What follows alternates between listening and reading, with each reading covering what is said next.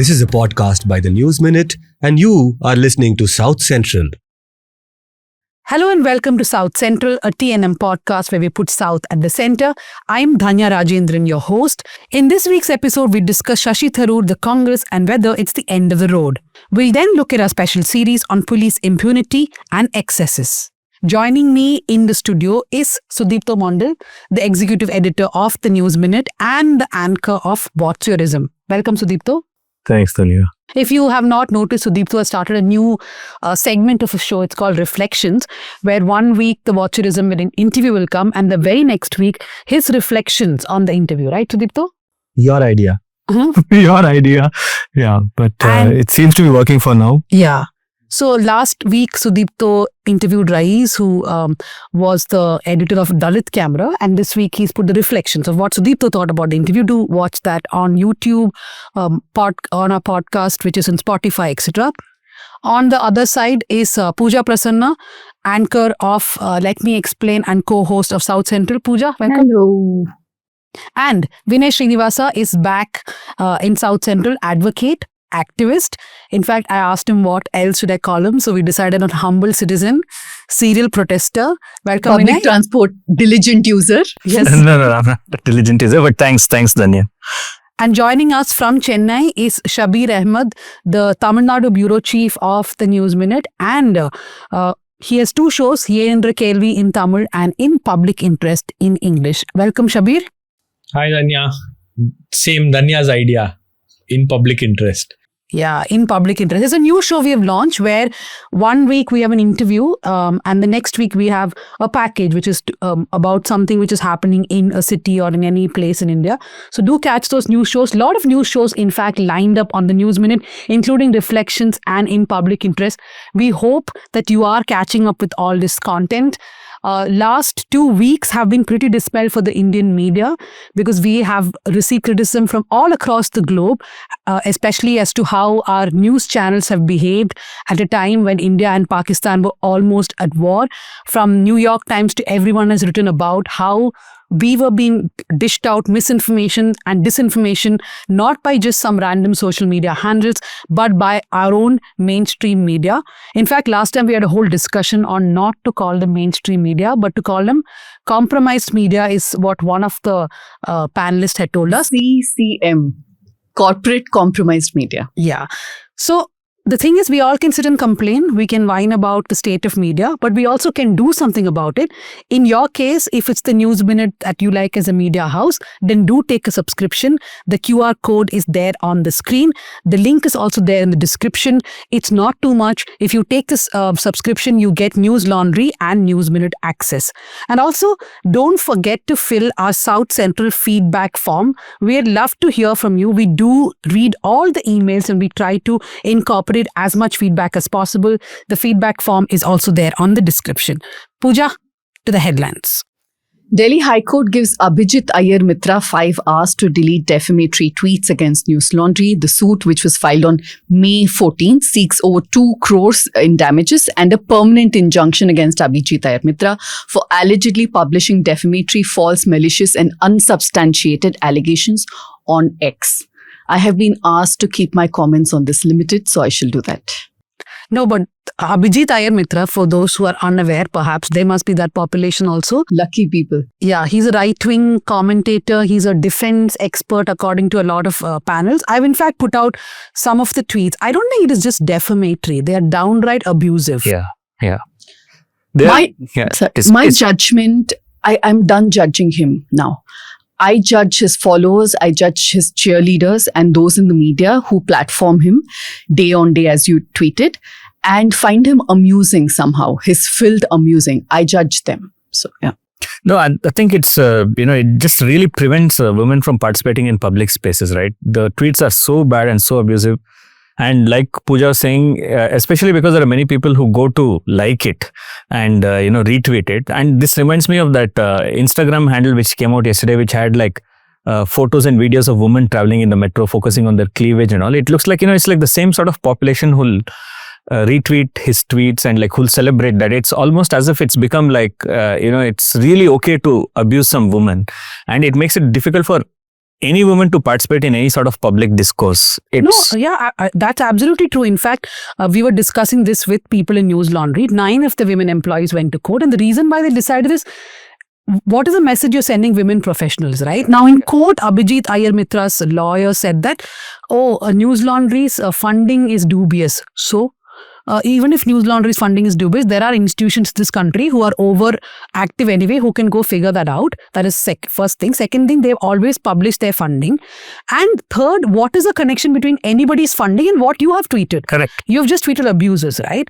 NEP Rao, Tamil Nadu moves Supreme Court against Modi government for release of 2,152 crores in the SSA funds. Now, we discussed this in detail in the past as well.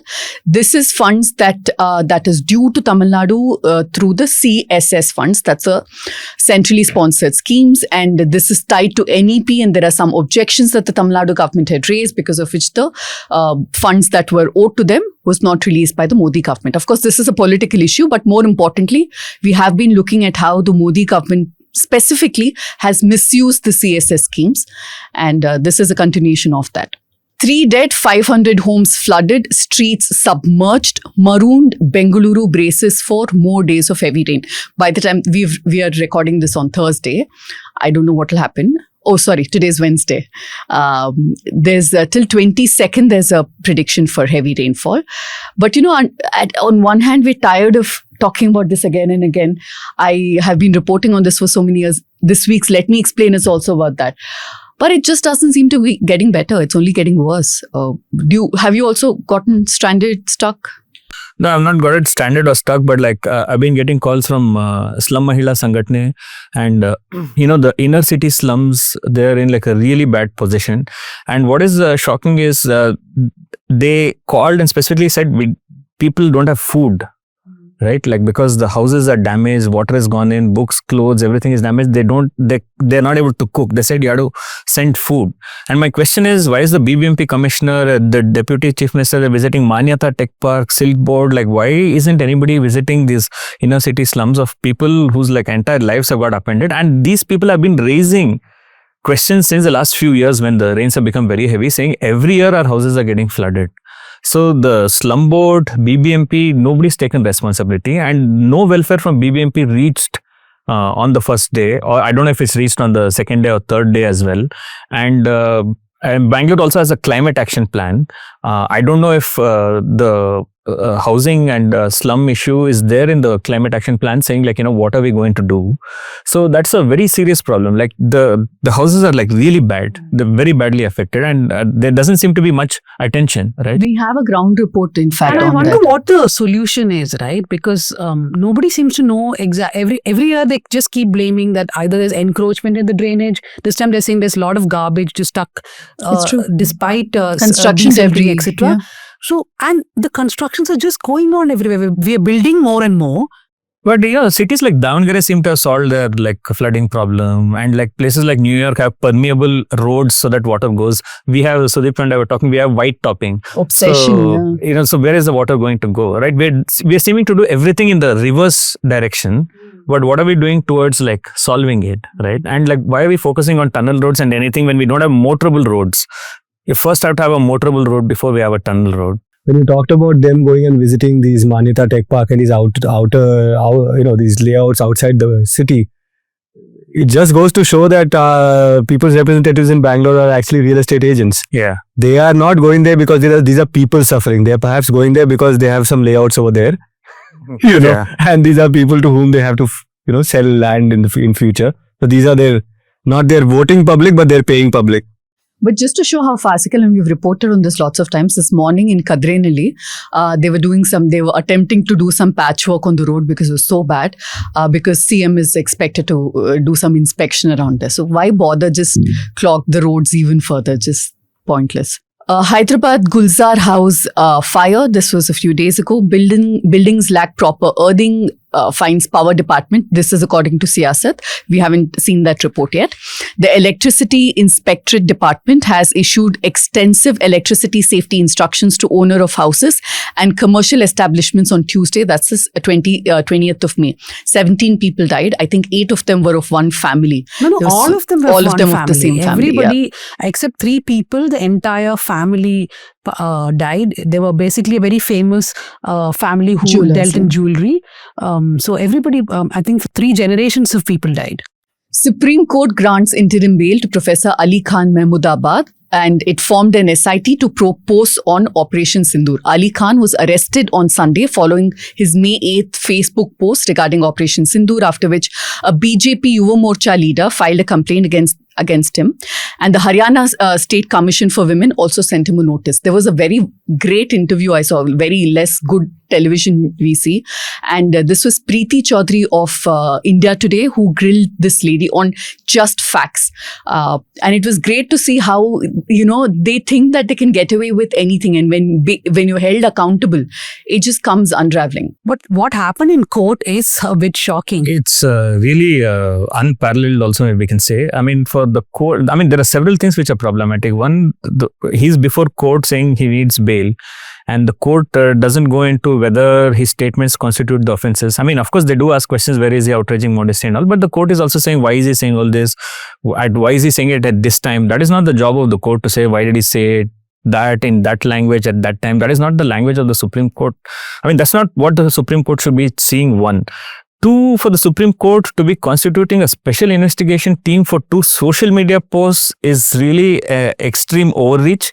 And 3, the Supreme Court is also threatening people, saying we know what students and teachers are doing, and we know how to take action, we know our jurisdiction. That's simply shocking. That's that has a really chilling effect on freedom of speech. I can imagine that parents of the students must be telling them, stop tweeting about it or stop saying anything. And for a constitutional court, which is supposed to uphold our right to freedom of speech and expression, to come down on freedom of speech and expression like this is really very bad. And first of all, he should not have faced that FIR or those 2 FIRs. And then you shouldn't have to go to Supreme Court to get bail. And then for the Supreme Court to say this is really bad. The other concerning aspect about that is the invoking of 152 of BNS, which Amit Shah said that, sedition is gone, but sedition has come back. And if you see, even for the arrest, all the other offences carry a punishment of only 3 years, for which you cannot arrest now, right? As per the Arnesh Kumar guidelines of the Supreme Court. This has a punishment of 7, this is 7 years or more, right? 152, because it's sedition which has been invoked. This is what we were saying when new criminal laws came, that, this has this sedition which is going to be invoked for anybody with whom they disagree. And see here, it was invoked and he got arrested. So I think in principle, the Supreme Court is sticking to Arnesh Kumar guidelines by giving the interim bail. But the comments that the court made is what is shocking. I want to point out that in this interview which Pooja was talking about, Preeti Chaudhary did, it's so understandable that the comprehension of English is poor, which is why that Haryana Women's Commission could not even, I'm not being condescending, but the point is she did not understand what that Facebook post was. The family of this professor has been reaching out to various media houses, especially in Hindi, because there's a lot of misunderstanding about what he wrote. I'm not sure I agree with you that she could not understand it. I don't think it's that difficult that they cannot understand, or even if they didn't understand that, to ask somebody. I think this is deliberate. I mean, they're using the language to say that this is what it is, because other people might not understand. Their base or others might say that something he wrote in English and But I felt like she's not even read it. She's not read it. Yeah. But see, they've just decided to go after. Right? The entire system has... I feel like they've just decided to go after because he said something, and they didn't look into... I don't think they saw each sentence and say, okay, this is the offense, does it constitute? They're like, this guy's said something, we should go after him. That's what it feels like. No, and the hypocrisy, right? There is a BJP leader, that Vijay Shah, who actually insulted the officer. No action against him. To the Foreign Secretary Vikram Misri's daughter, wife, everybody is harassed online. Nobody's talking about it. Nobody's pinpointing as who's doing it, which is the right wing itself. And the third part is MJ Akbar. MJ Akbar is part of one of the foreign delegations, which is going to, he's a part of the delegation which is led by Ravi Shankar Prasad, going to foreign countries to talk about Operation Sindoor, which the government is saying was to avenge women whose husbands were killed, right? So on everything else, they do not act, but they have a problem with this Ali Khan. And I'm saying BJP and government here because the Haryana Women's Commission head is a BJP leader for many years. And also, I saw many people pointing out on social media that the same Haryana Women's Commission didn't say a word when Ram Rahim, who's been accused of so many crimes against women, gets parole and he goes about his business like as usual. Yeah. But yeah, this is a bigger crime. No, in fact, the other thing we have to ask is these two, the women whose husband's lost Operation Sindoor was supposed to avenge, when they got rape threats, there was not a single I FIR. missed that one, yes. There's not a single FIR. There are several. And in fact, from hate speech beta, memorandum was also submitted to the National Commission of Women. They just took note, but nothing happened. So how come you're okay with like survivors getting rape threats? It's out in the open, and like that there is nothing. There's no FIR, there's no action, there's no notice, nothing. But like here there is a notice, right? So the only because he has a Muslim name, and everything else is being done. And we have to question the Supreme Court also. Why is the Supreme Court saying, why did he say it on that day when the nation is having all these troubles? We can say that. Why should we not say that? And we have to now also look at, like Abhijit Iyer Mitra, there's this other person, Squint Neon on Twitter, like who kept doxing women who made anti-war statements. There were at least 2 women even in Bangalore who approached activists and lawyers because Squint Neon doxed them. Like they made some anti-war statement in their Instagram story. And that got screenshotted, taken, sent, and he went up to LinkedIn, contacted their employer, put it out. All of this happened and there's no action. I want to bring Shabbir in. Shabbir, you spoke to the friends of a professor who was suspended from the SRM University. She also spoke and she made an anti-war comment and she criticized Operation Sindoor, and she was suspended after she was doxed, I think again by the Squint Neon or one of those handles. Right, Shabbir? The SRM professor, she has been working in that university for like almost 12 years. She knows everyone. She knows the registrar. She knows the director. They know, what kind of, opinions that she holds. She has been always vocal about all these things on campus.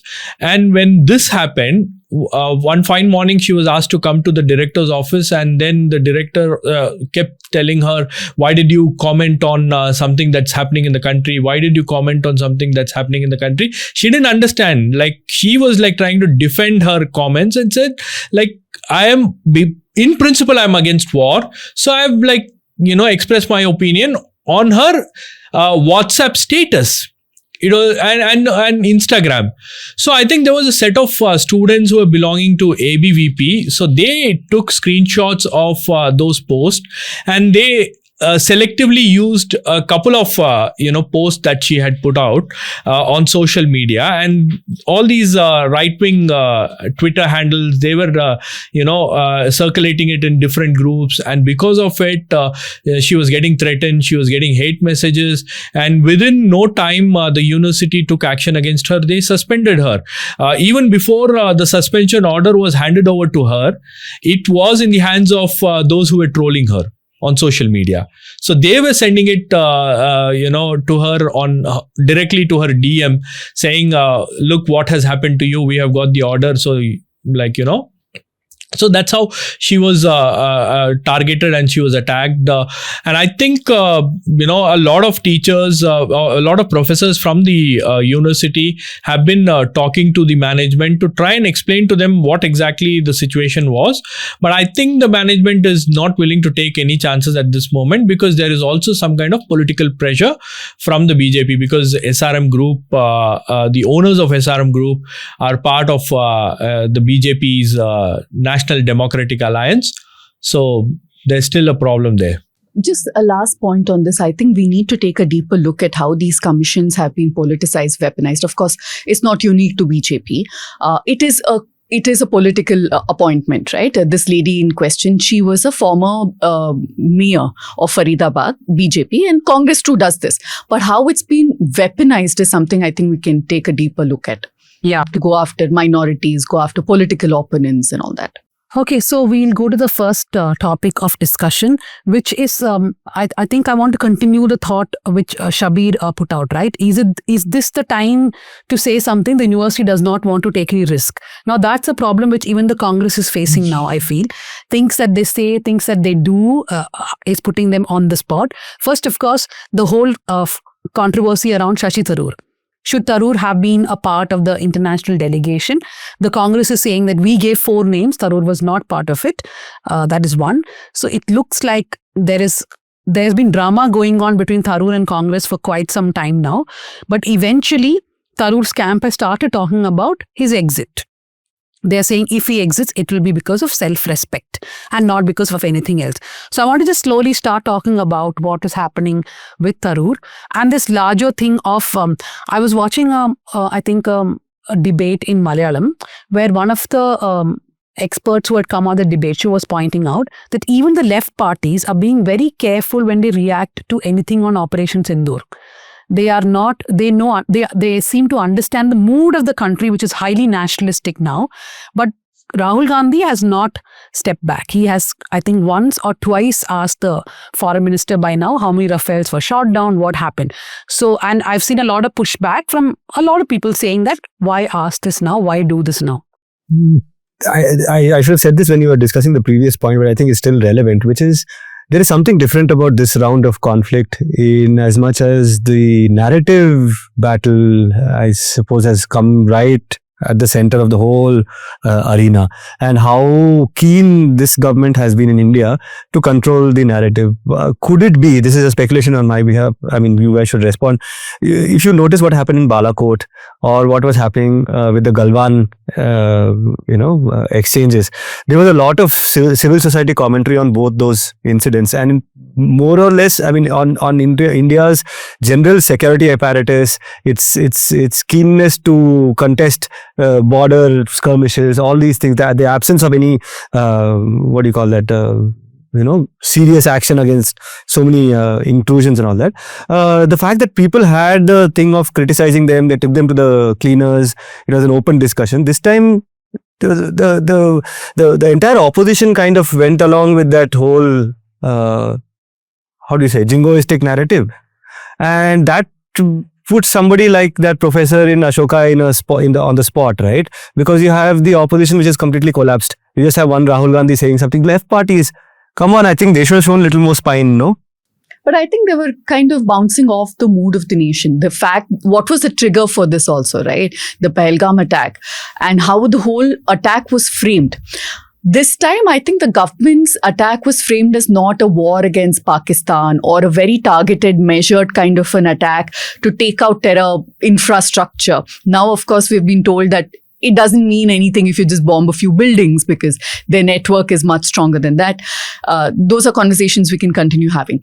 But I think the mood of the nation was that this is a government that is taking a very responsible step forward in response to something. I'm not saying I'm endorsing it. I'm just saying this was, I think, the general consensus. I want to bring back to Tharoor because we'll just go to Pahalgam. Okay. No. Before you speak about Tharoor, one more point. Don't you think it was a little chilling? Immediately after the incident, the killing of the tourists, they started demolishing these houses in Kashmir, right?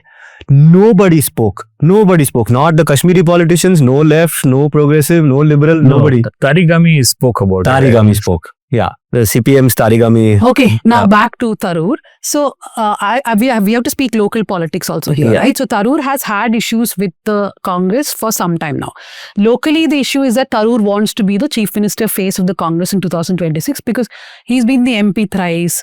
He's the External Affairs Committee chairperson. MP 4 times. So, he doesn't see any future keeping on doing this. So, he has made it very clear that he would want to be the Chief Minister face. But there is absolutely no way that is going to happen because there is VD Satheesan, there is Ramesh Chennithala, there is KC Venugopal. There are lots of people who will not allow that to happen. He can bring a victory to the Congress. That will still not happen because all the factions will not agree to him as a leader. Yeah. So then what happens? Then Tharoor will have to step down, but right? What I'm hearing is, yes, he did kind of flirt with the idea briefly. It did catch his fancy because, like you said, where is he going? His career, he's a 4-time MP and all of that. But given the kind of image he has, self-image he has of himself, apparently he does look at being a chief minister as a step down from what he's done. That also brings the question, if not that, then what next, right? Because he can't be seen as being integral part of this BJP Modi-led government because in his head, he still adheres to all these Nehruvian, No, he politics. did actually make it clear yesterday. I think Asianet's reporter asked and he said that please don't talk about me going to the BJP. Now, that's something he has been clear, right? If he leaves for not another party, but perhaps academics or maybe an international But posting. It's kind of interesting that he says, "Oh, don't." What kind of impact it will have, Dhanya? Like if he leaves Congress, what happens if he leaves Congress? What kind of impact it will have? I mean, he has to either go into academics or, like we have been writing in Power Trip, perhaps some international posting, which a lot of people are saying a lot of things, that there could be a Sherpa, he could be a Sherpa for India. What were you saying, Sudipto? Nothing. Remember, once upon a time, there used to be a term called soft Hindutva.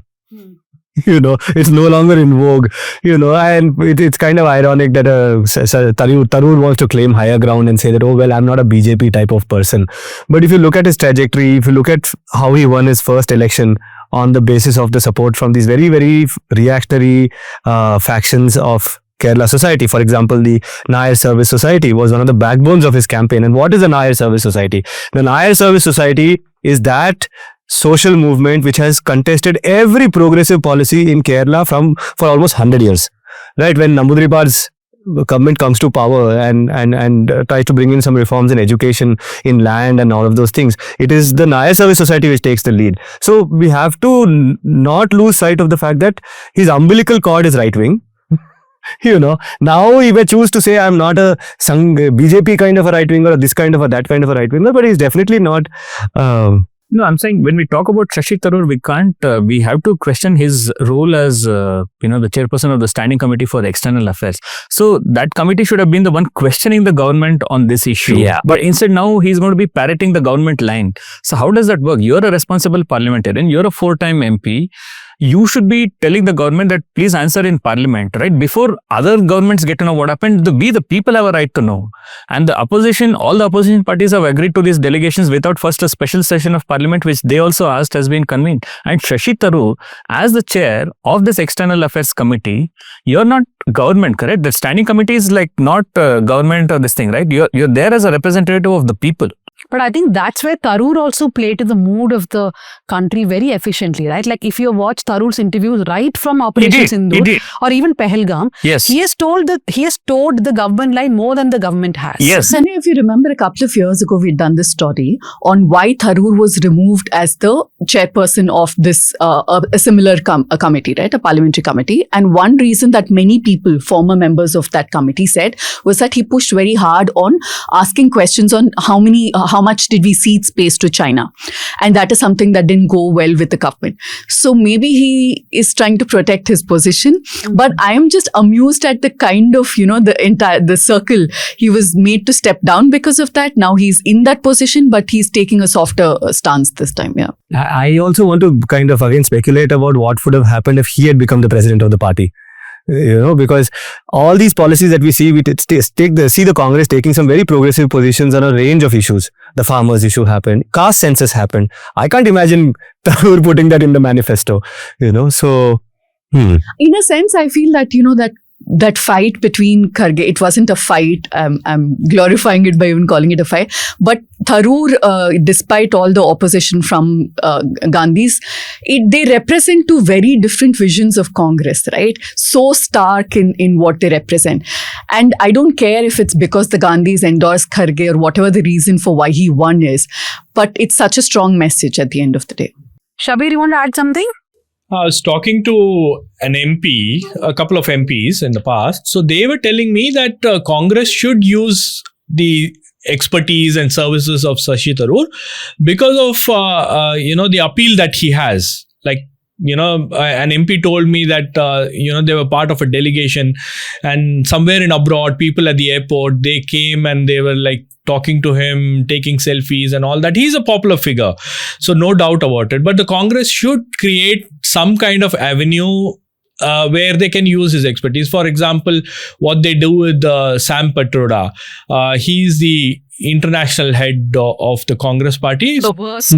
No, but that is the thing. No, these are all that chip. You have a person like Shashi Tharoor. Why don't you put him? Why don't you use his services like that? Now there is this internal rift revolving around Shashi Tharoor for a very long time. Like when the Congress was looking out for a president, like Pooja said, Shashi Tharoor was backed by the right wing. Like people were saying that he should become the chief of the Congress party, president of the Congress party and all that. So, Shashi Tharoor has become this tool where they want to time and again create that kind of confusion in the Congress party. So that is one issue that they have to deal with. And even these MPs don't understand, like India Alliance MPs, they don't understand why he's being sidelined, why he's being, looked in a different way within the party. Yeah, so I want to just continue with what Shabbir said. Why Tharoor is looked at in a suspicious manner by the Congress is something that the party is not explained. And Isn't it apparent? No. The other thing is there is an international delegation going and the Congress has asked for 4 names. You have Shashi Tharoor in your party and you have given some 4 names, of which 2 or 3 people have nothing to do with international affairs. Their defense was that he's already the chairperson of the committee. You should give chance to other defense, people. Right? Because I have seen so many Congress leaders appearing on channels and saying that when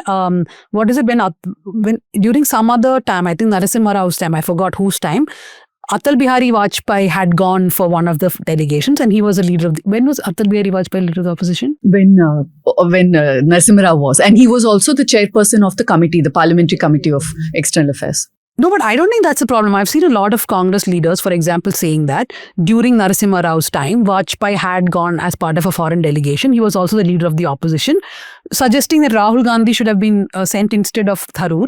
So people will ask this question, right? You have someone in your party who has the expertise of working on global affairs. Why would you not choose that person because of your petty ego? What Shabbir is saying is what the talk on the ground is amongst a lot of people, right? That is the reason why if Tharoor decides to step out at this moment, people will blame the Congress party saying that you did not use him. But Dhanya, what is so expertise? Right? I'm really curious. I'm asking you in all humility. What does this expertise mean? Does it mean no? UN. Okay, we know what the UN does. How many wars it has solved, how many interventions it has made for global peace, how efficient it is. We know what the UN is. We know the UN to be, we know people from Bangalore and and from parts of India who have gone and joined the UN. The qualification for UN is you speak one fancy English, right? You can make a PPT presentation. Okay, you can sit with murderers and genocidal dictators, and you can have civil discussions. When we pass it off as a certain skill, what is skill in the face of of certitude? What is skill in the face of, okay, we think this is good, this is bad, this is the right thing to do, this is the wrong thing to do? In all of that, I don't think it's a matter of ideology, it's a matter of... But politics is also a matter of perspective, right? Now, whether being in global affairs is a skill or not, it's just about knowing fancy English. The point is, of all the MPs that you have, here is one guy who's done it. Then why not have him? That's the question which people ask, which is why it is giving Tharoor a moral high ground now, that even if he goes away from the party, people will be like, you didn't use him. He was standing for the nation. I was watching this interview. What, Dhanya? What will he go? Really, like, let's say, okay, delegation goes to some foreign country. They explain to them what happened in the war. What was India's position in this matter? For that, do you need somebody whose English you can't understand? Yeah, no, I think... And which country is he going to? He's going to US. Oh, there they'll understand him. No, yes. Or is he going to US? Yes. No, but US might not understand his British English over there. No, but I disagree. I'll tell you where I disagree. What is this exercise? Yeah.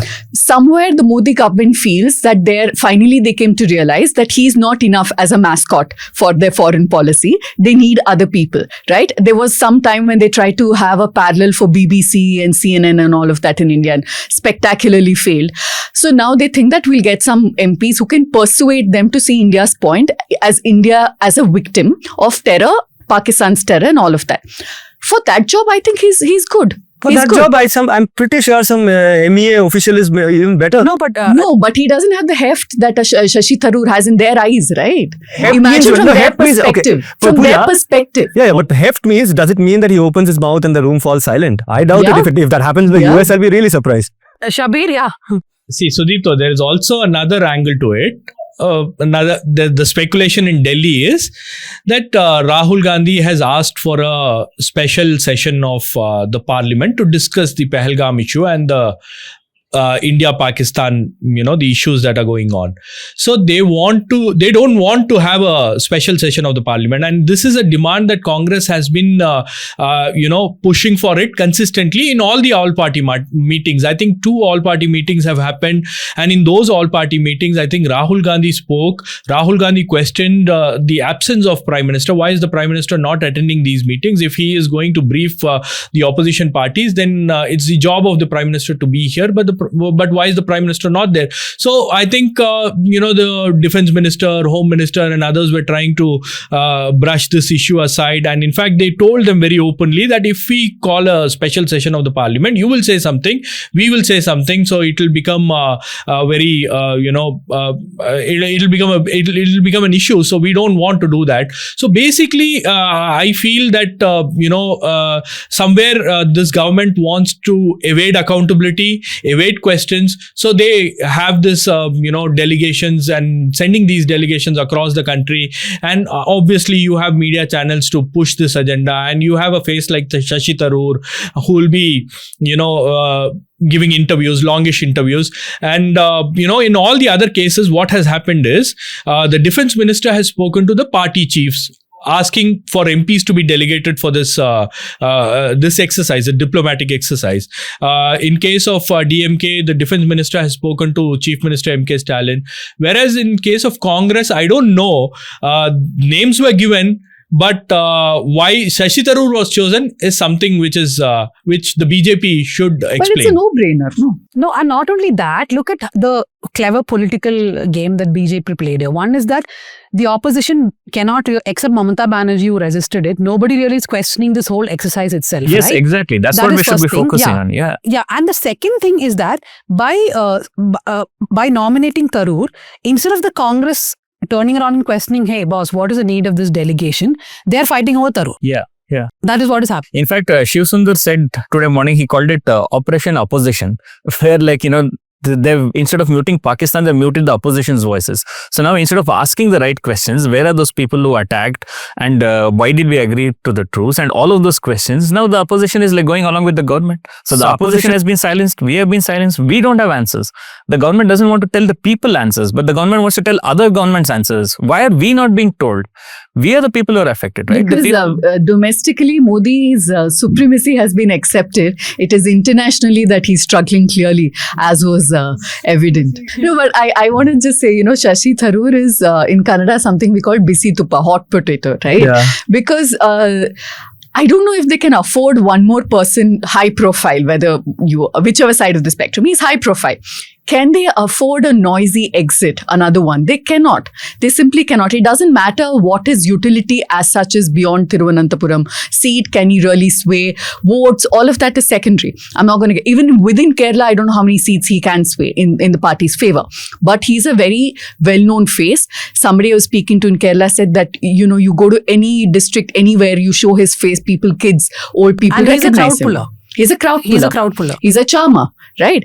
But electorally, what is his utility is a separate conversation. He had a tough fight from Rajiv Chandrasekhar. Next time, we don't know what will happen. The problem is this. They cannot afford bad publicity anymore. And that's exactly what it's going to be. Which is why, from what I understand, they just want to keep quiet. They don't want to make a martyr out of him. If he wants to go at a later point, But I don't think that's they're different. acting like that. From Jairam Ramesh to everybody has been coming That was and an talking aberration. about this. Apparently, he's apparently been asked to not give him more oxygen. But this crisis thing, I don't know. There is a view that the Congress should die in order to be born again. But the party doesn't think so. Okay, so Shabbir? Imagine if a character like Shashi Tharoor was there in the BJP, what would have happened? By now, he would have been thrown out of the party. By now, he would have been sidelined. But it's Congress party that allows him, despite all these controversies, talks, Shashi Tharoor going and meeting, the Prime Minister, or Prime Minister meeting him publicly in an event, the bonhomie between the Prime Minister and Shashi Tharoor, the visual speaks, right? So, despite all this, he's still there in the Congress. And that's one of the reasons, it's Congress party. I agree with Congress on that. Okay. I don't like this concept of one, the party line and you all toe. I might not endorse the causes that he took up because he's praised Modi on more than one or two occasions. He's aligned with CPIM in Kerala on problematic issues, again, nothing. But that said, why should he adhere to everything that the party says, right? That is what But some of his democracy latest is. interviews were a bit of a stretch, I think. From did Trump become a part of the ceasefire announcement? He's saying, no, it must be some misunderstanding when MEA called Rubio, etc. So I think Tharoor is really desperately trying to justify the government in whatever ways possible. And that is irking the Congress. But Congress, as usual, is caught in a situation where they cannot say too much. Yeah. So I think now we'll go to the second topic, which I'm way more interested in discussing. It's about a series that we are doing called Police Excesses, reporting on police excesses. We are doing the series with Newslaundry, where our reporters are going to various places in the country, and we're looking at how the police behave when a person's arrested, to a case is filed, to a charge sheet, everything. So we are going to talk about custodial torture. We are going to talk about how charge sheets are filed, how evidence is sort of made up, a lot of things. The first two stories in the series are out. We'll be doing a lot more. In fact, the entire year we'll be bringing this series. The first two stories are from South India. It is not a South India only series because our colleagues at Newslaundry are going to cover other states. The first story was by Shivani Kawa from Bengaluru. She is in the Karnataka Bureau, but the story was from Mysore, where there's a man from a tribal community who goes to a police station and he files a police complaint saying that his wife has gone missing for 20 days. His name is Suresh. Now, the police then tell him, okay, we'll try to find your wife. After a few days, the police find a dead body.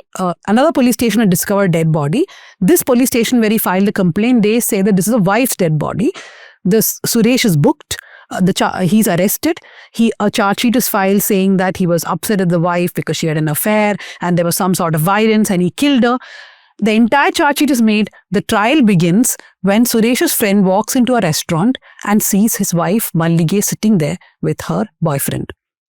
And immediately he calls up Suresh and says, hey, your wife is alive. He takes a visual. Suresh comes running and then the wife comes to court. The wife was unaware that the husband had been arrested. She had left the village. She came to court and told the court that I had no clue that my husband had been arrested. The husband has been let go, obviously. And the court has asked for action against the police officers who investigated this case. Vinay, you read the story, right? Yes. Yeah, firstly, I mean, I have to commend News Minute and Newslaundry for doing this series, and especially stories like this, I think they have to be told because, the police as a system, what they do, especially for people who are most marginalized, whether it is class, caste or religion, that has to be told. And even in this case, I've also read parts of the judgment, and it's shocking the amount of, illegalities that the police have committed over here, correct? And it's not just simple missteps. It's just like complete illegalities of like producing statements saying that, these people said this, and the people come to court and say, we never told the police any such thing, taking signatures on blank paper.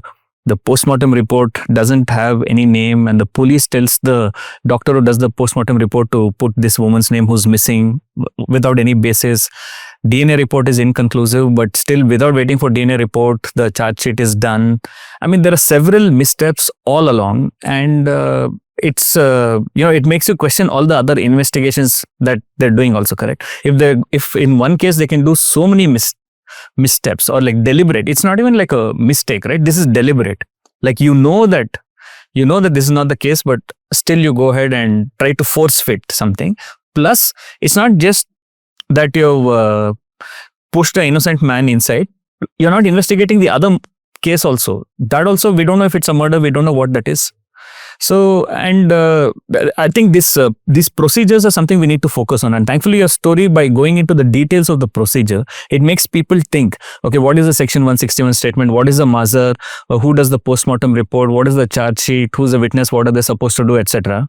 So that way, it's really important that this story came out. And I also want to mention two things specifically which come out over here. One is, if you see the story, this Mr. Suresh got bail. He gets bail, but he's not able to come out. Before this acquittal itself, he gets bail, but he's not able to come out because the bail bond is 1 lakh, right? And he's not able to afford it. That is one thing. The second thing is, in the judgment, the judge says that, he directs the court itself to file a case against this police, and he asks the Karnataka police to conduct an inquiry and all of those things. Now, there have been 2 Law Commission report on these 2 things, right? The first one is the Law Commission report number 277 on wrongful prosecution, because there have been many people who've been picked up by the police who are innocent, but like who had to undergo an entire trial, stay inside for 10 years, etc. There are many cases like this, and this Law Commission report specifically takes cognizance of that and says that, we have to bring in a law which allows people who have been wrongfully persecuted like this, incarcerated like this, to go back to get compensation, not just monetary compensation, but to help get a job and to take action against the errant police officials. In fact, that law commission also recommends a special court to do that. That is one law commission report. The second one is I think the law commission report 268, which spoke of the amendments to CRPC in provisions relating to bail. See, this is something which we face here routinely. Bail amounts are set very high. There are quite a few people in prison because they're not able to afford bail. The second thing is surety. If you can't give cash, then you have to give a surety. And that surety, you have to show some land documents that has to be local. We had a client who was a migrant worker who was arrested, and he obviously doesn't know anybody here who has land. Right, he's a migrant worker. Then there was somebody from his village who can come and show their land papers, but that's not allowed currently, right? So that law commission report also says that also has to be changed. You can show land papers from anything, and you can't have. The law commission report clearly states you cannot set bail amounts to such a high amount that the person can't afford the bail. But in this case, that's exactly what happened, right? So when the new criminal laws came, which this government got in, that was an opportunity to do both of these. One, to make sure bail conditions and surety conditions are changed, and two, to bring in law to address this, unlawful incarcerations. But both of those were not done. But this Mr. Suresh's case clearly shows that this could have been done. The second thing we also have to ask is, I don't know what has been the police's reaction about the inquiry, whether they've said anything. And that's not all. Suresh belongs to the Jainu Kuruba tribe, which is a particularly vulnerable tribe. One detail which Shivani did not go into the text story, but I would want to explain, is that, so when this other dead body is found, what normally happens according to the procedure is they cremate that body. Only the skeleton and the thigh bone, the femur bone, is kept, right? So when the mother of this Mallige comes, she's only shown the clothes to identify. It was some pink salwar kameez, and the police write that the mother identifies the body, which is how Suresh gets booked. The mother later went and told court that I never identified, not the body, I identified the clothes. I never identified it. Then they send this femur bone and the skeleton, the femur bone, for the DNA testing. They write in the charge sheet that the bone has been sent for DNA testing, and there is a DNA report. But the lawyer who appears pro bono in this case, he then realizes that there is no DNA report. So he asked for the DNA report, and the report says that there was not enough. This Pandu Pujari, the lawyer, he figured out that the DNA report says there is not enough DNA to actually figure whether the body belongs to Mallige. So imagine they built an entire case with a wrong dead body. The person is not even dead. And to the question of what happened to the police, so we did speak to the authorities. In fact, I spoke to one of the senior cops at that time. He said there are two kinds of enquiries which happen. One is, I think, Section 7 and Section 6 of the police rules. One is a very elaborate enquiry, almost like a court-martial, and the other one is a small one. So they had already done a small enquiry in this case and found that these people who investigated, the inspector, etc., were at fault. But now they will do like a court-martial. So I kept asking him, what is the punishment? Yeah. He said, no, it can go up to suspension or termination. And there's no FIR yet. This case has come up in the Mysore court. The court has asked for an FIR against the cops. Nothing has been done. Because he's also destroyed that body, whatever evidence is planted evidence, he's made fake evidence, right? So he needs to have an FIR against him, but that's not that. But that's why, if the law commission recommended, if you want a special law for this, then these are things that could have been addressed statutorily, right? Including how to punish these police officials, because this is not the only case. There are several cases like this, and especially we see many members of the Muslim community are put in for some random bombings, this, that, etc. And the Innocence Project, for example, has documented many of those. So there is something that we can do in terms of the law to arrest these people. And the other thing is, we also have this police complaints authority, the district police complaints authority, the state level police complaints authority, but many people don't know about them. And for every small mistake the police do, we need to latch onto the procedure, and when they violate the procedure, we need to be able to complain. I'm saying, even small things. In Shivaji Nagar, where the Street Vendors Union is there, the police would come to seize goods. But the law says that if you seize, you have to have a mazar. You have to say what you seized, why you seized, and who are the independent witnesses. So once after we told the cops that, okay, you can seize, but you give the mazar, then they stopped. Because, then they have to follow the procedure. So I'm saying, every small thing like this, we have to hold the police responsible for every small violation. And the police itself have to be proactive. They have to tell people, look, there is a police complaints authority, which is at the district level, which is at the state level. If the police do anything, please come and complain to us. But that happens only if, like, there is some upper class person, they put it on Twitter. Like, you remember that couple who were walking near Manyata Tech Park and some cops came to ask them money. Because they put the whole thing on Twitter, then there was some inquiry, that person was suspended. But the same thing happens every day. But like, there's no suspension. But it's not by, it's by design, right? It's not by default that certain sections are targeted in this case too. Would they dare do this to somebody who is privileged in any way, right? And this pressure to just, close a case and move on without even filing a proper charge sheet. We have to relook the entire system, right? Dhanya, the problem is that you spoke to the senior officer. Did you get a sense from him that they're serious at all about acting? Because ideally they should have been shocked and should have initiated action. So the senior officer told me something which I was not very sure how to react to. He said that, look, there are cases where we know that the investigating officer has made up an entire case either for bribe or for fame, because the other party must be rich or whatever, or it's a very popular case being followed by the media, etc. He's saying this didn't fall into either space, right? There's no money which Mallige's family was giving him. Because they are also very poor, and this case is not anything great. It is just a woman missing. So he's saying it is just overzealousness. I said, okay, fine. Even if that is the case, you have literally put a man in jail for 8 years and spoiled his life, right? And that is why our series, Sudipto, wants to focus on the most vulnerable people also.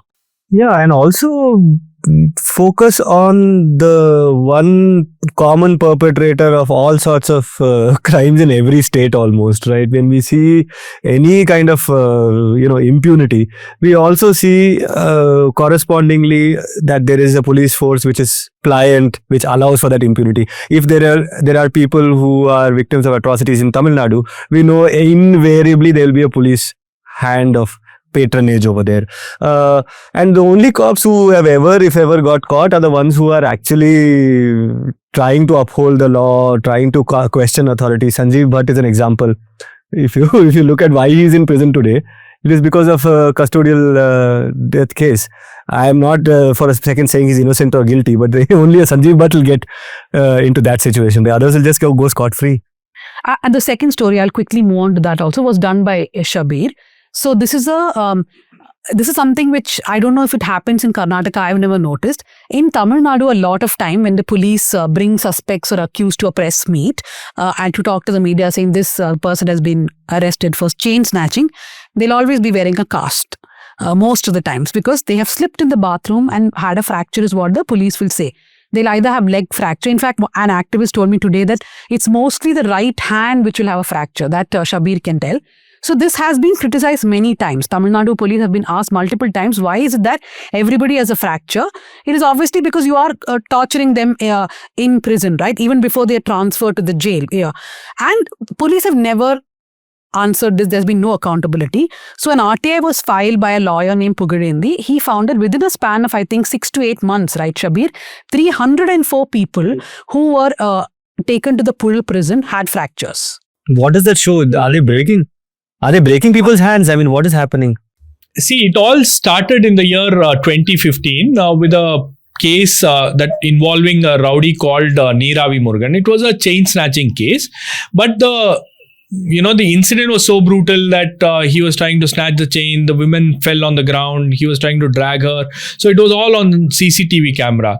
So there was huge amount of public outrage on social media, on other platforms and all that. So police was under tremendous pressure. They didn't know what to do. And, when the pictures were released of his arrest, this guy was having a cast in his right hand. So then immediately it was like said justice was served, immediate justice, that, his hand was broken because this is the hand that snatched the chain and it was broken. So, this was the start of it. And after that, what happened in every other case, like Dhanya pointed out, their pictures will be released, photos will be released, or whether they will be brought to court. They'll either have a, cast in their hand or in the leg, or they'll be limping.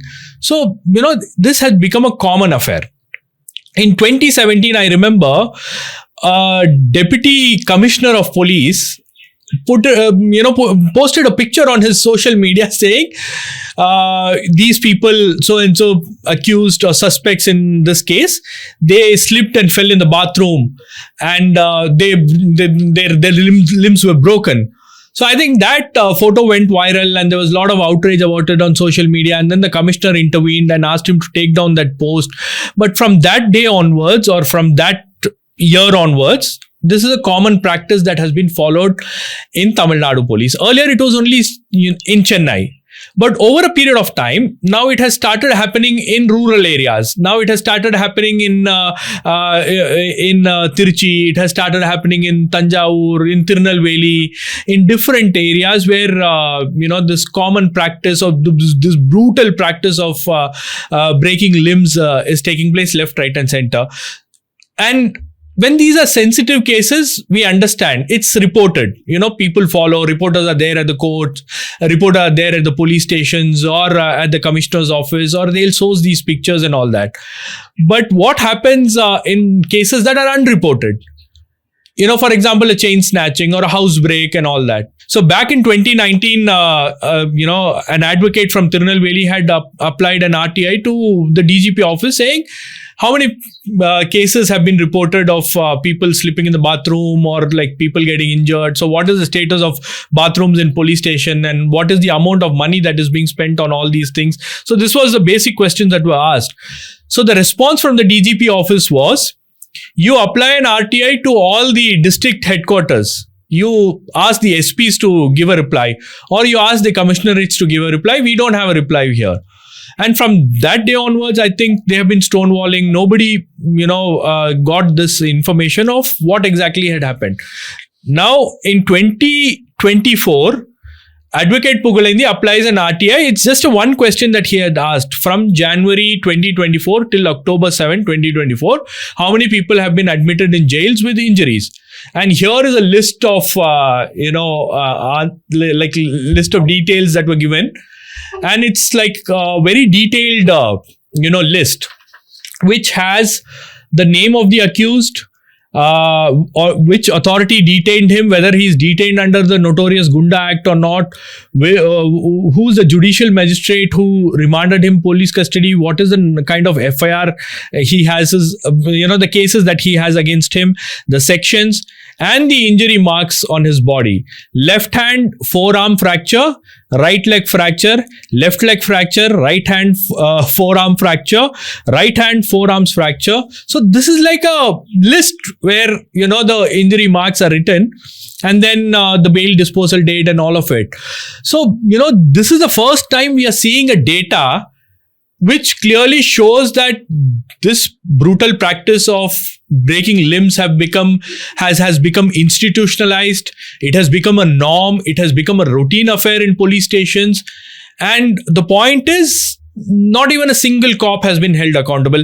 Recently, as early as May 15, there was a case in the Madras High Court in the vacation bench before Justice G.R. Swaminathan and another judge. A father moved a petition saying, my son's hand and leg has been broken, so we need medical treatment. So the judge observed that why are police station bathrooms so slippery? What is happening? Why are officials not falling in these bathrooms? And why only accused?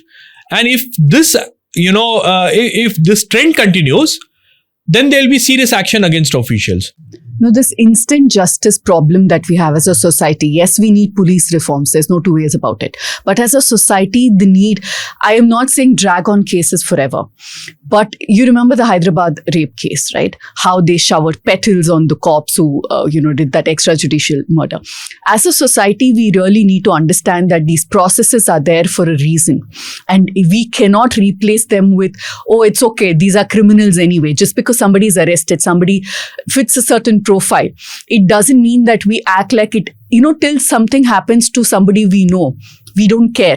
And I just want to add one thing. In Tamil Nadu, in Chennai, 2017 May, I remember, I was out reporting. Somebody came and stole a phone from my hand. I chased him. I was fitter than chased him. And then we took him to the local police station. They started thrashing him to a point where I had to physically intervene. Okay. And they said, what do you want us to do? They were confused, right? They said, you filed a complaint. You brought him. Now you're stopping us. I said, I asked you to file an FIR, which you're doing. I'm sitting here patiently. His mother is there. His girlfriend is there. They're wailing there, saying, please, you do something. So I was shocked. I've been to I've seen police stations in many states, but that stayed with me. I just want to one quick point I want to make. So the data shows that 304 people were taken to Purel jail with some sort of fracture or the other, right? And this is in a period of 6 to 8 months. Now, when we put the story out, there are two kinds of reactions. One are people saying very good, like these people would never have been punished for these crimes otherwise. Therefore, it's fine for the police to do it. And the second kind of reaction, which is a lesser in number, is that the police should not be doing this. Now, the problem with the first kind of reaction is that one is that you are okay with the police beating up just about anybody. And second is that you are assuming that anybody the police is arresting is guilty, right? Yeah. Tamil Nadu is the same state which was very angry when Benix and Jairaj were killed in custody. That state was so outraged, and for months people were covering that story where a father and son were taken to a police station for simply breaching a time limit during the pandemic, right? They were taken to the station, they were beaten up. All the CCTV footage we clearly remember. So let us say today somebody turns and says Benix and Jairaj also had done something wrong, then would it have been okay for the police to beat them like that? Is that what people are trying to say? So I was really shocked by this reaction that, oh, these are anyway pickpockets, they are never going to be punished. It's okay, let them get punished like this. Recently in Karnataka, the Hubli rape and murder of a 5-year-old happened, right? Where the accused was a migrant worker and the police, killed the migrant worker. What I heard was, I had not seen this earlier, but there was a recent Kannada movie where I forgot who was there, but the hero plays a cop by day, and in the night he becomes like a vigilante killer who goes and kills people. So it seems after that movie, the demands for this kind of vigilante justice or instant justice has increased. So I was also thinking about the impact of movies like Singham, right? So what has that done for people to say that we want instant justice, we want a Singham, right? And Singham is big in Tamil, in every language, No, I just on the point of the movies, I'm glad he brought it up. You all know how much I love Rajnikant movies, but Jailer, we laugh because it's all done in a very nice way. He's in Tihar, he's the jailer, and he chops off people's ears for asking questions. This is a new movie? It's a couple of years old. It's a great movie. Knowledge is it's very a great dim. movie, but that's the reputation. And back in the day, some whatever number of years ago, there's Jackie Shroff and a whole bunch of people, and we're celebrating this for decades now. It's nothing new, right? Sorry, you were saying. No, Pooja. See, you and Dhanya have traveled across the south, reported from the grassroots and all of that. More than any of us, because you were on TV and all of that. What I'm trying to understand is a question, which is, we know that the greyhounds in Andhra and the Tamil Nadu police, there's a toss-up as to which one of the forces is more atrocious. We know that in the case of the Telugu states, NTR and his complicated relationship with the Maoists created this autonomous police force, which is till today not answerable to the political establishment. Can you give us some insight as to what is it with Tamil Nadu that we keep seeing this recurring this thing, just from your memory, from your experience? No, like Shabbir was saying, so this is not a problem which has started recently. The police have been doing it for many years, no matter who's in power. I've always thought that the police in Tamil Nadu is way more powerful than even the political establishment most times. And whoever comes to power, they don't want to disturb that equilibrium, right? They let the police go on with a lot of things. Sometimes when there is a lot of outrage, they have to intervene. But the problem is like I told you about the Benix and Jairaj's murders, the same DMK, which at that time rallied for justice, and good thing, right? That they also were behind. They were saying that these police people should be punished, cannot then ignore what is happening under their own regime. And we have seen so many extrajudicial killings by the police in the last few months itself. And this is not a Tamil Nadu only problem. No. It is just varying in degree across a state. So the series will, of course, look at a lot more things. We are going to look at how police do caste profiling, custodial killings. I think Anisha and Nidarshana, they're putting together a story about how after somebody is killed in custody, the next step is to intimidate the family not to file a case. When the DMK was in opposition, the DMK took to the streets protesting against what happened in Thoothukudi, where 14 people were killed in that anti-sterilite agitation, on the 100th day of anti-sterilite agitation, the DMK promised saying that we will ensure that when we come back to power, we will punish these police officers. And all these police officers, imagine the Aruna Jagdishan Commission report has clearly said that the top police officers were guilty. Police officers at the level of IG, at the level of ADGP and SP and collector, all of them were held accountable for what happened in Thoothukudi. But MK Stalin is unable to take action against them. But why is that? That's what I'm saying. Because the police force by itself is powerful. It's like a hydra that the politicians cannot control. I think one matter which, if it's possible if it could be taken up in the series is we saw a custodial death in Bangalore around 1.5 years back. Again, from one of these, the inner city slums, like I said, in Chamarajpet Assembly constituency, there was a young fellow who was picked up by the police saying that, his case is going to come up in court. He had some FIR against him, but he was going to work. I think he was doing some headload work or something. They were like really, really poor. He was picked up by the police, which itself, I'm not sure why they were picked up. Even if the case was tomorrow, there was no reason to come and take him to the station and keep him. They kept him in the station. Next morning at around 5:30, his family gets a call saying he's dead. Right, or like he's serious, and they've taken him to Victoria police station, Victoria hospital, and so then we got a call. So we also went to the police station later. It was a very hostile environment, but there was so much pressure on the family not to pursue this case. Right, we met the DCP West. We gave a memorandum, and I think a complaint was also filed with the State Human Rights Commission. But there was so much pressure on the family and the social workers there that this could not proceed. Pressure from? Pressure from the police and like the political establishment. That's something that we are looking at, Vinay, including this particular case. Yeah. I know that we're looking at this case. That, like I said, the first thing is intimidation. Yeah. Then there is bribe. Yeah. I mean, in fact, Shabbir has covered at least 2 cases in Tamil Nadu where money was given. 1 lakh rupee was given in one instance to a family, and they have kept that as evidence when that case comes to court. I just want to add, get your thoughts, all of you, on one thing. So when you're doing the series, somebody pointed out to me that it's good that you're doing the police access series and people have contributed to the series and all that. But next time you have to do something which also affects everybody, like e-kata or problems with power and all that. And I realized that police access is still something which impacts a certain section of society, right? Not literally everybody. That's not true. Till it affects you, right? You think it doesn't affect everybody. But I think you're getting to you're trying to say that the civic bodies have a far greater impact on our lives. No, I am not saying this. But a middle class person told me this, that I'm happy to contribute to the series. But next time you guys choose a series, it should be something which impacts everybody, right?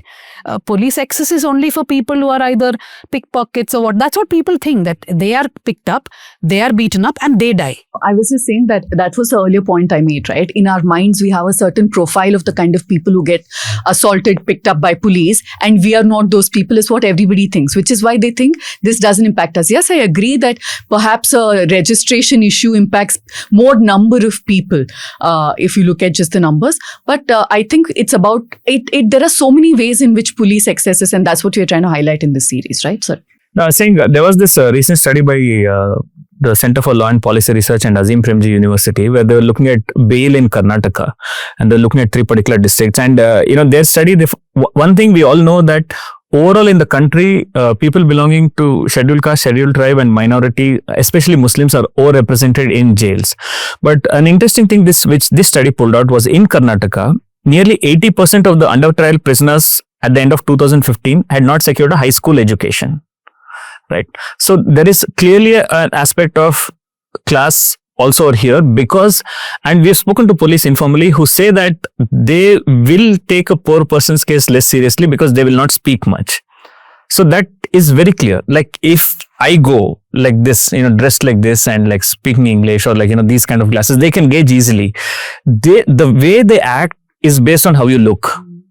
which is very clear. I actually completely agree with this person who told me this, that a police atrocity does not impact everybody, because police does not behave atrociously to everybody like this, right? Yes. They behave very differently with educated people, with people from a certain class, caste, etc. But what if the person complaining against you is more powerful than you? So those are very Right. small instances, right? That everyday brutality of the police is towards people who are from marginalized communities. So what this person told me is actually dot on point.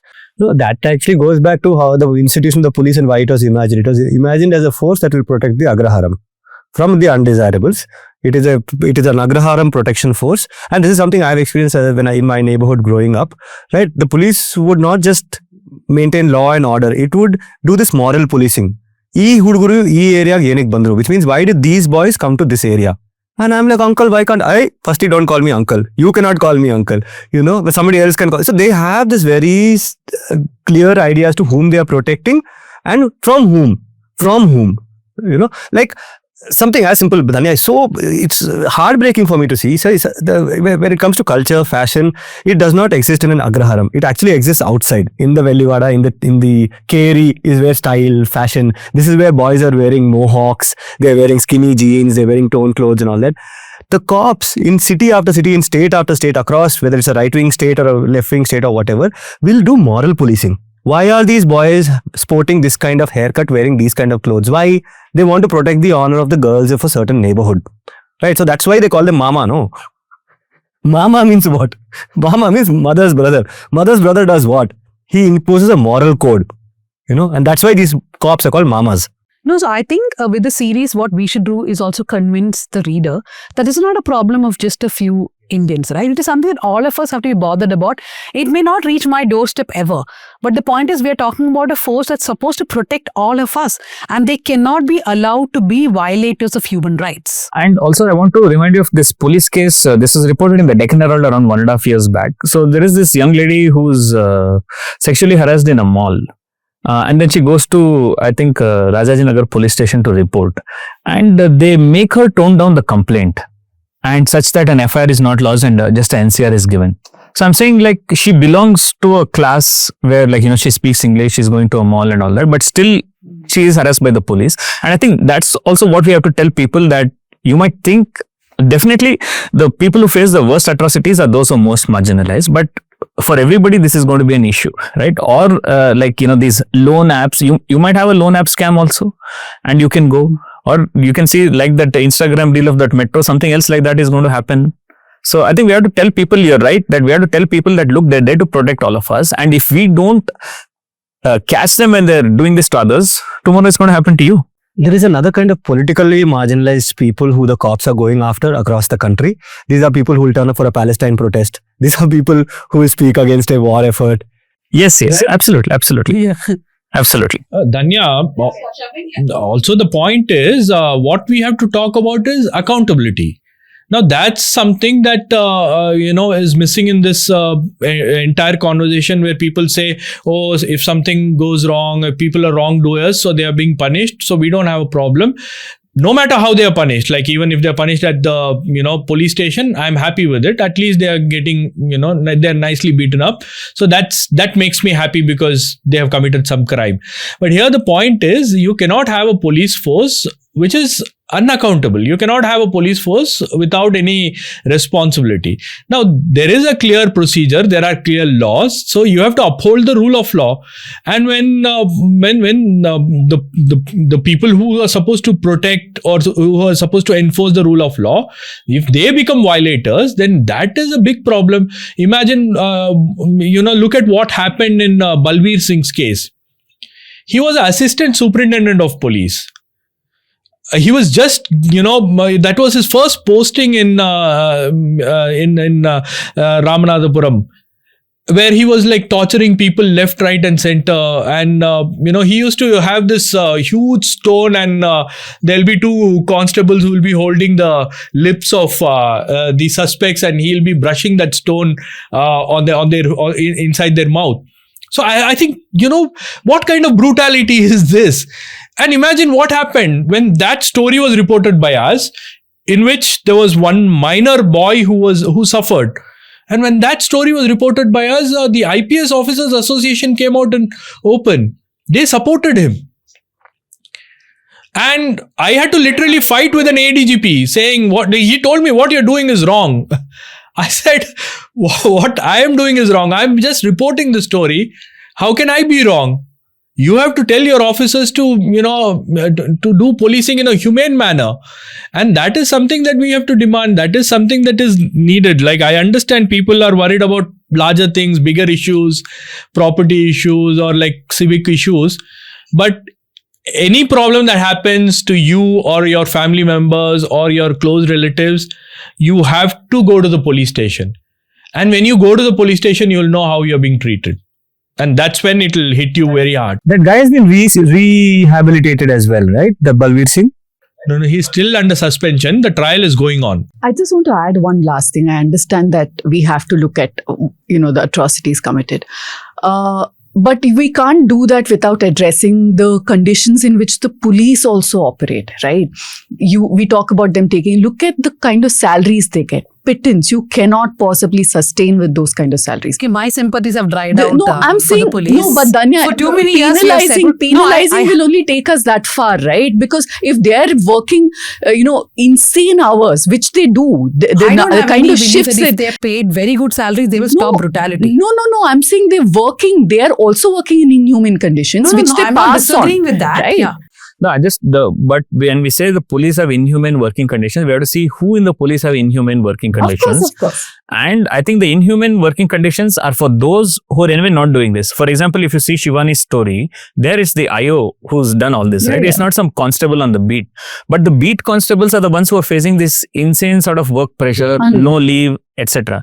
So we have to ask who's facing this work pressure and like who's doing all these things and getting away with it. Singh definitely Balveer Singh definitely did not have these inhumane hours. And in fact, what I think one thing I'll sort of agree with you orthogonally is that at least the police need more freedom of association. Why are there no police unions? That I think if it happens, then at least maybe they themselves will be West Bengal is the only state where police are allowed to form a union. Here they're not allowed. So, and many constables actually come to us. They have like really bad working conditions. They also have human rights, but they're not able to complain. Women are sexually harassed. Women police are sexually harassed. And they're absolutely not able to do anything about it. They face the worst conditions, the women constables. Like you said, Vinay, their service matters are pending in the courts for like 20 years, 25 years. You can see if you meet any lawyer, if somebody is handling cases related to promotion, those cases are all like pending in the courts for a very long time. They don't have promotion. They are like, their working conditions are like, it's something that we should also be like extremely concerned about. But at the same time, like you said, IPS officers have unions. IAS officers have unions. All other officers have unions. But the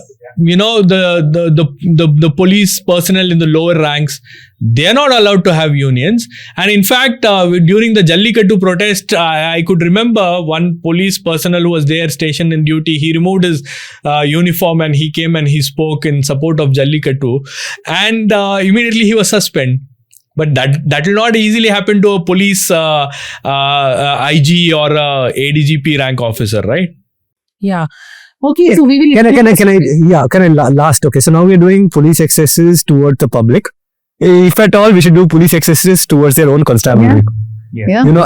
That will be a great story to do across the states. I nominate you to do the story.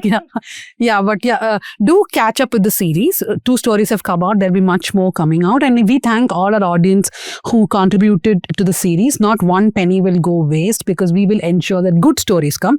I'm going to quickly read 2 letters from our audience, and then we will go to the recommendations. First is a letter from Meera. She says, I'm from Trivandrum. I've just finished watching the latest episode of South Central. I have an early day tomorrow, but guess what? I don't want to miss any episode.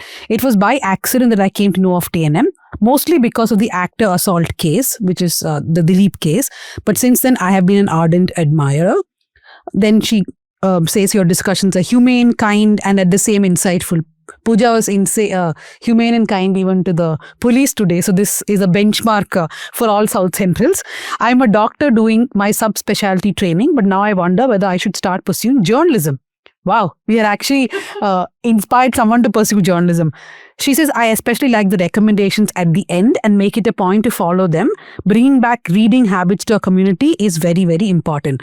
I am a proud subscriber and I hope to spread the word about TNM and Newslaundry to everyone I know. Be like Meera, become a subscriber. The QR code is right here. Click on the QR code or in the description, you get the link. One more letter is from Sampath Kumar Raghava. He says, I am a recent fan of the South Central podcast. I live in Chicago and think so far the coverage has been excellent.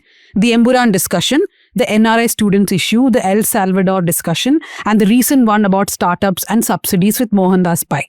To preempt your thoughts a bit, it has been a good experience so far, and one of these days I will certainly subscribe. I hope you have done that, Sampath Kumar. Then he says, some thoughts when you cover US topics might make sense to have an NRI on the show. But have we covered any? We did, right? So many times we talk about Trump and visa. That is US. Oh yeah, but Yeah. So only 2 letters. And now we'll go to the recommendations. But I just want to say, I was so, I feel so good when women write. One of the things I imagine of what we do is to engage with more women, because algorithms tell us that majority of our viewers are men. Of course, it could not be accurate because they could be viewing it. Across news organization in the world, right, more men consume news. But it could be a very wrong statistic in India because women in India don't even have their mobile phones in many households. Watching it on their husbands, fathers, all phones. Of that, sons' phones, all of that. Be that as may, more women engaging with what's happening around them with news, I think, is one way of making sure the world is going in the right direction for me. So, and Meena, just to add, the actor assault case trial is just coming to an end. Perhaps on the day this podcast is telecast, that will be the final day of the trial. We have a bouquet of stories ready when that judgment finally comes. It's almost like Judgment Day for everyone here. So people who are watching can scan this QR code. For people who are just listening, the description has all the links. So do become a subscriber. Pooja, recommendation. So there are 2 series I want people to watch. Both are on Netflix. One is a recent one. It's called The American Manhunt. I think it was also a lot of people watch because it's about how they captured Osama bin Laden and all of that. It's a good watch and all of it. But there is another series, a much older one called Turning Point, which also focuses on the same thing. Why I'm recommending this? The Turning Point series doesn't end with, okay, this happened, the 9/11 attacks happened, and then finally they captured him. They talk about how democracy took a toll for years after that, how they gave complete absolute powers to the president with no questions asked, and if anybody dared ask any questions, how they were treated. And I think it is so relevant to us today after Operation Sindoor. I think you should watch Turning Point after you watch American Manhunt. And I think, today is a day when I woke up very happy after a long time because, Banu Mushtaq won the Booker. So, of course, her English translation is there, Heartland, but all her collected Kannada writings have come out as one volume. The publisher has got that out. So, that's one recommendation. The second one is something I also picked up and I'm going to start, which is Who Killed Karkare? The Real Face of Terrorism in India by SM Mushrif, who's a former Maharashtra IPS officer, because that ties up, what we're talking about, Pahalgam, this police excesses, ties up both these stories. And I think that's a important story. And, these are the answers which Tharoor should have been pushing for, or all the opposition, but nobody is. But yeah. Shabbir? It's a film on Netflix called The Diplomat. It's about an Indian girl, crossing the border and going to Pakistan. She gets cheated and forced into marriage. Is it John and how a diplomat saves her. Yeah, John Abraham movie. It's very good actually. In this context of what's happening in India, Pakistan, you should watch. But John Abraham, like thoda, it's filmy, but not like Akshay Kapoor. But John Abraham movies, it's worth watching because it's a true story. Akshay Kumar. So bad at this. Akshay Kumar, not Kapoor. Kumar, yeah. Akshay Kumar. Sudipto, go with yours. Right. There's a documentary on Netflix called Turning Point, which is on the Vietnam War. It's a must watch. It is a reminder as to what American allyship means. This scene that many of you must have watched when the Americans evacuated from Afghanistan, people running after the plane, trying to be the last Holding one on to the holding on wings to. of the plane, yeah. Pooja, it was so poignant for me to see that the exact same scene played out in Vietnam when they were evacuating from South Vietnam. Right, this is what was happening, and they just abandoned that country. So it's a great reminder for us. We see it in the case of Ukraine also. You know how Zelensky has been picked up like a prop and then dropped like a hot potato. So that's one this thing. Recommendation. I think everyone should watch. My recommendation is this podcast called In the Dark. It's a podcast by this American journalist, Madeline Baran. And now New Yorker has joined. It's a very nice podcast. And once you listen to it, you wish, in fact, I'm telling Shivani to listen to the podcast and maybe make a podcast out of her story. The one I'm listening to, or I finished listening, is the Dubai princess who ran away, Princess Latifa, whose story is quite well documented.